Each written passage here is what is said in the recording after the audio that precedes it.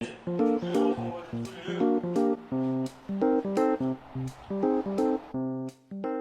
ne oldu? Tanıştık mı? Өзіңіз ғой проблема болса кеңгірдегі келдік. Ya kendi de baktım. Ne problema? Қарасаңыз, Hoppa. мені өлімше сабап тастады анау. Onun ne senin? Ha? Ne kadın sabahın slabı erkeklerin қатарынасың ба сен? О, үйге келсем, тұрып алған, сен қаяқтан келдің, қаяққа кетіп баратсың, сен жүрсің, мен де жүрем, сен қыдырсаң, мен де қыдырам. Әйел еркектермен тең, мен сенімен теңмін деп. Ay sen сөйтіп айттың ба? Ja. Теңбіз бағыр десем, теңбіз дейді. Сыртқа алып шықтым да, раз дедім да, көзіне жыр қыткыздым. Жарастыра өзіңе бірақ, шана. Болды, түсіндім. Ay, болды, түсіндім.